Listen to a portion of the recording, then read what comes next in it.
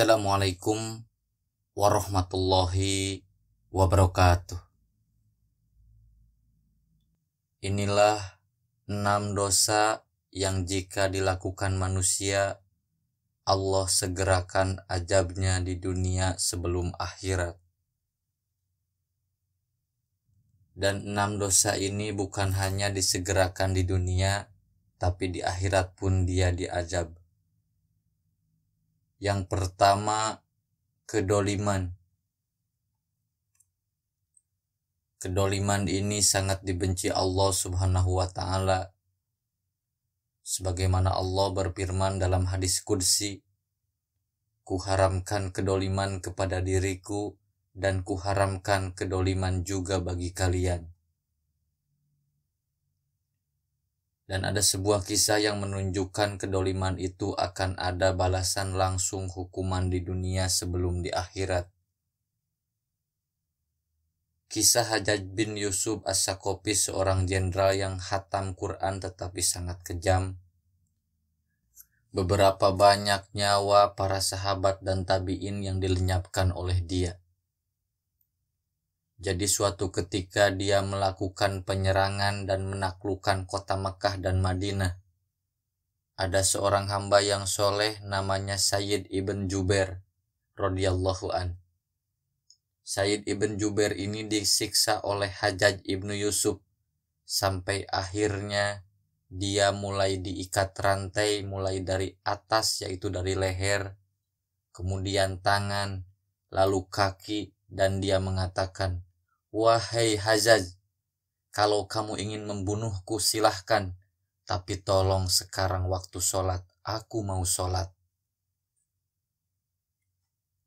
Kemudian kata Hajjaj, "Wahai musuh Allah, engkau tinggal sholat saja, mau diarahkan ke kiblat mana, dan akan kukiblatkan kau ke kiblatnya orang Nasrani." Maka Said ibn Jubair menjawab, "Terserah kau saja, dan kemanapun aku mengarah, di sana ada wajah Allah Subhanahu wa Ta'ala." Akhirnya sebelum dibunuh, Said ibn Jubair ini berdoa kepada Allah Subhanahu wa Ta'ala, "Ya Allah, janganlah kau kuasakan kedoliman Hajjaj kepada siapapun sesudah aku, cukuplah aku yang terakhir saja." Maka setelah Said ibn Jubair dibunuh secara dolim oleh Hajjaj ibn Yusuf, maka 40 hari setelahnya Hajjaj selalu bermimpi dan selalu mimpi berjumpa dengan Said ibn Jubair. Kemudian teringatkan terus kepada Said ibn Jubair itu, akhirnya Hajjaj mengalami sakit yang sangat parah dan tidak tahu dengan penyakitnya apa kecuali Allah Subhanahu wa Ta'ala, dan sebab itulah dia meninggal. Dan inilah bukti bahwa kedoliman itu akan disegerakan hukumannya di dunia sebelum akhirat. Dan ingat, doa orang yang didolimi itu melesat sampai ke langit. Dan Allah Subhanahu wa Ta'ala mengatakan, "Demi kemuliaanku, aku akan tolong orang-orang yang didolimi ini sampai batas waktunya." Makanya Imam Ibnul Qayyim mengatakan, walaupun orang yang didolimi itu orang kafir sekalipun, Allah akan tolong dia bukan karena Allah menolong kekafirannya, tetapi Allah melihat dia di posisi orang yang didolimi, karena Allah tidak suka dengan kedoliman dan Allah suka keadilan. Maka siapapun orang yang didolimi, kemudian orang tersebut berdoa kepada Allah Subhanahu wa Ta'ala, maka Allah akan ijabah doanya itu, dan itu menjadi iqab di dunia sebelum akhirat, kecuali dengan cara dia bertobat sebelum datang hari kematiannya.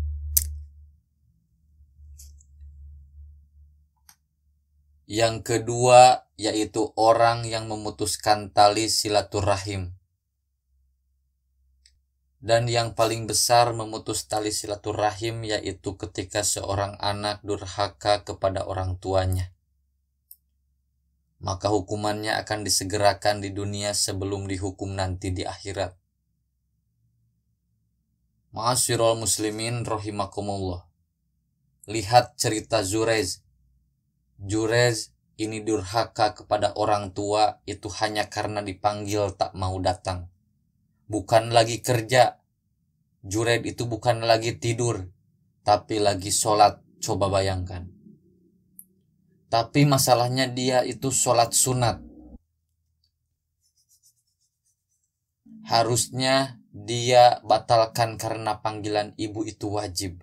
Sedangkan sholat sunat itu tetap sunat. Tapi Jurez tetap melaksanakan sholat. Dia berpikir hak Allah didahulukan dibandingkan hak orang tua. Diteruskanlah sholatnya. Ketika ibunya memanggil 1 kali, tidak kunjung datang. Besoknya dipanggil lagi, tidak datang lagi. Sampai 3 kali dia tetap tidak datang karena dia lagi melaksanakan sholat sunnah. Dan di sini ibunya tidak tahu bahwa Jurez sedang sholat. Akhirnya ibunya berdoa kepada Allah Subhanahu wa Ta'ala.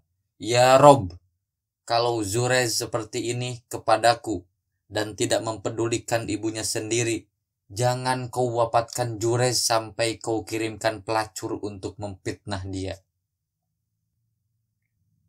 Ketika doa ibu ini yang merasa didolimi dan yang terjadi kepada Jurez, tiba-tiba kemudian ada orang yang tak suka terhadap Jurez. Dia sewa pelacur dengan bermaksud untuk menggoda Jurez sampai berzina. Tapi Jurez tidak tergoda, akhirnya disiasati. Di situ ada pengembala kambing yang berzina dengan wanita, yang akhirnya wanita itu hamil. Kemudian dituduhkanlah anak wanita itu adalah anak Jurez. Dan singkat cerita anak itu lahir dan dituduhkan bahwa ayahnya adalah Jurez. Maka penduduk Bani Israel itu marah dan memukuli Jurez, dihancurkan tempat ibadahnya. Kemudian ketika Jurez hampir dibunuh, dia mengatakan, aku tidak bersalah, anak ini bukan anakku. Kemudian Jurez mengambil anak itu dihadapkan kepada Jurez, kemudian ditusuklah lambungnya. Dan Jurez bertanya kepada anak bayi itu, siapa sebenarnya ayahmu? Dan tiba-tiba anak ini ditakdirkan bisa bicara oleh Allah dan mengatakan, ayahku pengembala kambing. Barulah di situ sadar para Bani Israel. Dan apa pelajaran dari kisah ini? Doa orang tua menjadi sebuah kenyataan. Allah Subhanahu wa Ta'ala mengirim kaum Bani Israel dengan memukuli dia, menghancurkan tempat ibadah dia, sampai-sampai dia mau dibunuh, difitnah. Dari sinilah durhaka kepada orang tua adalah dosa yang akan disegerakan azabnya di dunia sebelum di akhirat. Ma'asyiral muslimin rahimakumullah. Yang ketiga, khianat dan bohong. Sebagaimana hadis Nabi Shallallahu Alaihi Wasallam yang dikeluarkan oleh Imam At-Tabrani, tiada dosa yang lebih patut untuk disegerakan atau dipercepat siksaannya oleh Allah Subhanahu wa Ta'ala terhadap pelakunya di dunia sebelum akhirat, kecuali orang-orang yang memutus tali silaturahim, orang-orang yang berkhianat, dan orang-orang yang berdusta. Khianat ini merupakan tanda dekatnya kiamat. Kata Nabi Shallallahu Alaihi Wasallam mengatakan, tidak akan terjadi hari kiamat sehingga muncul perkataan keji, kebiasaan berkata keji, memutuskan tali silaturahmi, keburukan bertetangga, dan sehingga orang-orang khianat diberikan amanah, sedangkan orang yang amanah dianggap berkhianat. Dan inilah zamannya yang disabdakan Rasulullah Shallallahu Alaihi Wasallam. Dan khianat ini sangatlah berbahaya. Makanya Rasul mengatakan, dosa yang berkhianat itu akan disegerakan hukumannya di dunia sebelum akhirat. Karena dari sifat khianat bisa menghancurkan suatu hubungan, bisa menghancurkan suatu kaum, bahkan bisa menghancurkan suatu negara. Coba bayangkan. Dan yang keempat, dosa yang disegerakan azabnya di dunia yaitu dusta. Dan dusta ini disebutkan dalam hadis Nabi Shallallahu Alaihi Wasallam. Dusta ini mengarah kepada keburukan dan keburukan ini mengarah ke neraka. Dan biasanya orang yang suka berdusta itu tidak akan tenang hidupnya. Dan contoh gambaran dusta ini banyak sekali. Dusta kepada manusia, dusta kepada Allah, dusta dalam bekerja, dan masih banyak dusta-dusta yang lainnya. Ini yang ketiga dan yang keempat. Yang kelima, suka menyebarkan kabar-kabar buruk. Sebagaimana Allah Subhanahu wa taala berfirman dalam surat An-Nur ayat 19. Innal ladzina yuhibbuna an tasi'al fahisyatu bil ladzina amanu lahum adabun alim fid dunya wal akhirah wallahu ya'lamu wa antum la ta'lamun. Sesungguhnya orang-orang yang ingin agar perbuatan yang sangat keji itu atau berita bohong tersiar di kalangan orang-orang yang beriman, mereka mendapat azab yang pedih di dunia dan akhirat, dan Allah mengetahui sedangkan kamu tidak mengetahui.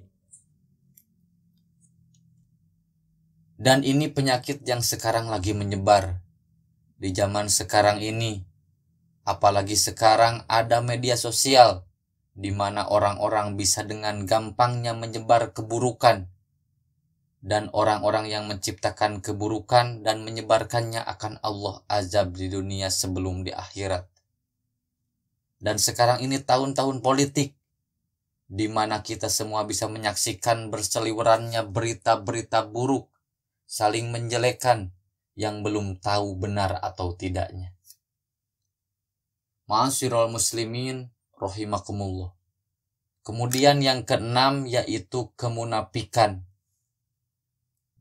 Sebagaimana firman Allah Subhanahu wa taala dalam Al-Qur'an yaitu surat At-Taubah ayat 74 yang artinya, mereka orang munafik bersumpah dengan nama Allah bahwa mereka tidak mengatakan sesuatu yang menyakiti Muhammad. Sungguh mereka telah mengucapkan perkataan kekafiran dan telah menjadi kafir setelah Islam, dan menginginkan apa yang mereka tidak dapat mencapainya, dan mereka tidak mencela Allah dan Rasul-Nya, sekiranya Allah dan Rasul-Nya telah melimpahkan karunia-Nya kepada mereka, maka jika mereka bertobat, itu adalah lebih baik bagi mereka, dan jika mereka berpaling, niscaya Allah akan mengazab mereka dengan azab yang sangat pedih di dunia dan akhirat. Dan mereka tidak mempunyai pelindung dan tidak pula penolong di bumi. Ma'asyiral muslimin rahimakumullah. Itulah 6 dosa yang jika dilakukan manusia, Allah segerakan azabnya di dunia sebelum akhirat.